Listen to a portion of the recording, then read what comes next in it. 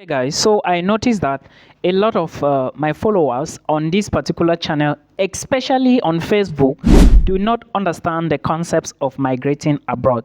I have decided that, especially when it comes to the financial part of the Jackpot series, I always say that moving abroad is something you plan, and when you do not have the finance, is a whole lot of issues. So, in case you decide to apply for a particular place, you should know that proof of funds matters a lot. Now, I'm going to be talking about some places, and let me just give you straight to the point. Let's take a look at some European areas. For example, Finland should be one. Now, if you decide that I want to move to Finland, the very first thing you should be looking at is, okay, if I get the admissions, first, when is the admissions? Secondly, if I get the admissions, how is the proof of funds going to look like? What am I supposed to show to the authorities to prove that I have the money to take care of myself?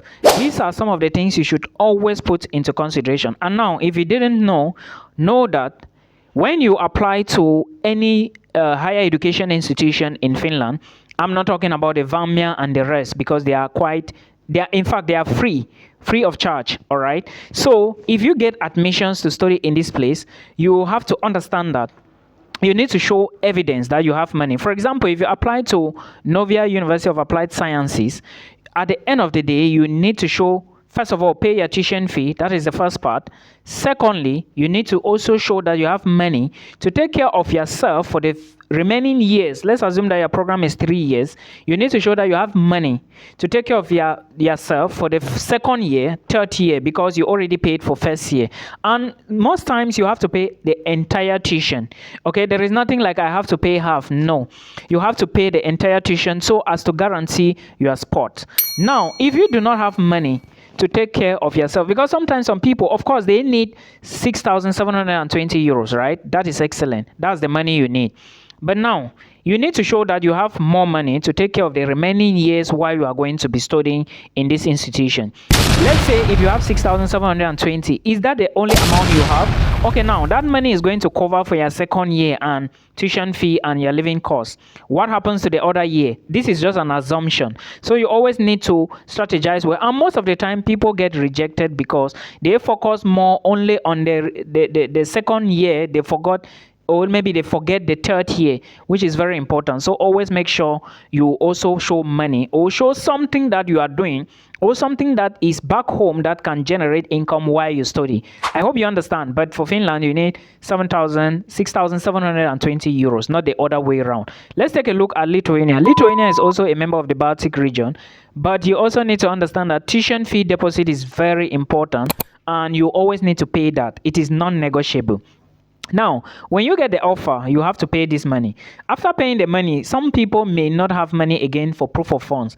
How much is proof of funds? Proof of funds is 5,040.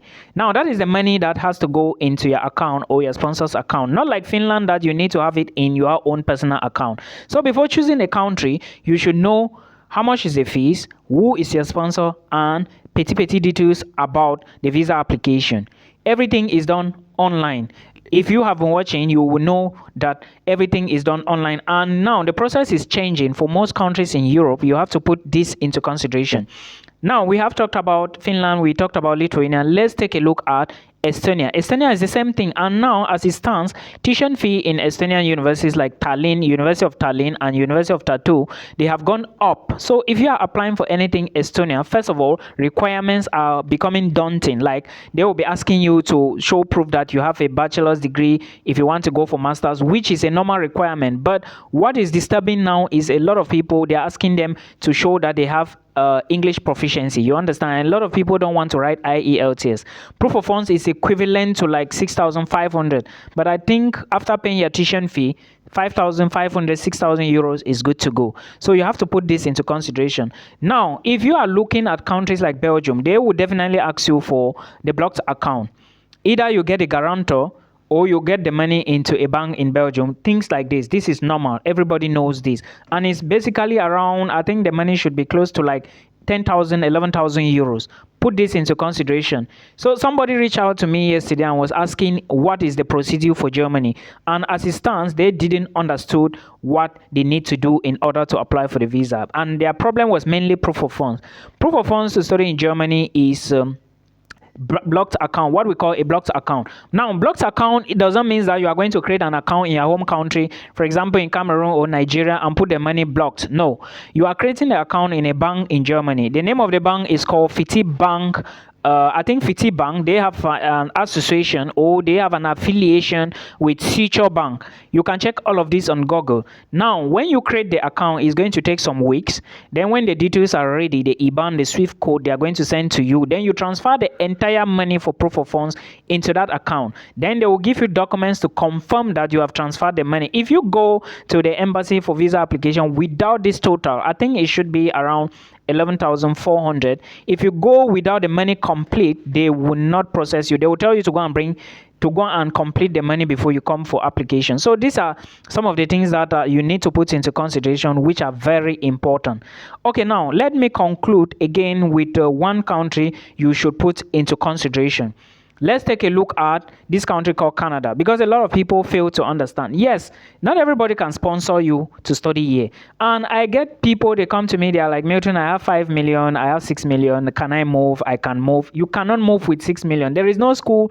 For example, if you are going through education, because education is the fastest and the easiest. That is a fact. If you want to go through a job offer, you are going to be waiting for an employer to employ you. And most of the time, they employ skilled personnel. Do you have the skills? You are competing with a lot of people. So do you now see where the disadvantage sets in? Now, having 6 million and your bank statement is coming from you, it is going to be so difficult. If you go and you print a bank statement showing that you have 6 million, 7 million, 8 million, it's small. For example, the cheapest college that I know is MBCC and of course NSCC, and it's not even that like it's really affordable, because some programs at MBCC, they are equally like $13,000. You understand? Okay, let's assume that yours is the cheapest, which should be 9,550 or something. Putting student union fee and all those other petty fees is going to reach like 10,250. Now let's assume you are going for a 2 years program, and I always recommend that put your tuition fee for 2 years straight. Show them all your tuition fee, so they shouldn't have anything to debate on when your sticker is concerned. Now, tuition fee 10,000 times 2 is 20,500. You remember, according to the officials, you need miscellaneous. Miscellaneous, let's take 4,000. That is money to prove that you are going to return back home. Let's take 4,000. How much is it now? 10,005 plus 4,000, that's 24,005. Then plus living cost. Living cost is $10,000. It doesn't change. Now, if you put living cost, that should be $34,000. Converting that money, you can see that it's already above 14 million. You get. So if you have 8 million now, how do you intend to show proof of funds? They will just reject the thing before. They will not even look at it. All right, so you can have that money and someone gives you a bank statement and you sort yourself out. That way you are good to go. You carry the money in there, pay your first deposit, you look for your small apartment, you put down your head and you start lectures, you look for jobs and you start doing. But if you have just that amount of money, it is not enough. But you can have the money if you have somebody to give you the statement. That is excellent. Remember, when you are looking for people to give you the statement, remember, you can only do the statement yourself. Your father, your mother, your brother or sister. You can have uncles. Again, excellent. You can prove that with birth certificate and other documentations to show that they have been taking care of your studies or maybe taking care of you. It's fine. Your company can equally sponsor you, but the chances of getting reduces if you are not using these people I mentioned. Remember, there are also supporting documents you need to bring into consideration. You need to put into consideration. And do not forget that you sponsoring yourself is going to give you a higher chance of getting it. Your parents, your brothers or sisters. But when you start drifting, of course, if you are using your uncle, it's also great. But all these people needs to give you supporting documents. Just showing the bank statement is not enough to convince the visa officer. Please put all this into consideration. The essence of this is just to make you understand that having money is very important and having your own proof of funds is very important. There are some places you cannot have sponsors. A place like Czech Republic, you can't. All right. A place like Slovakia, you can't.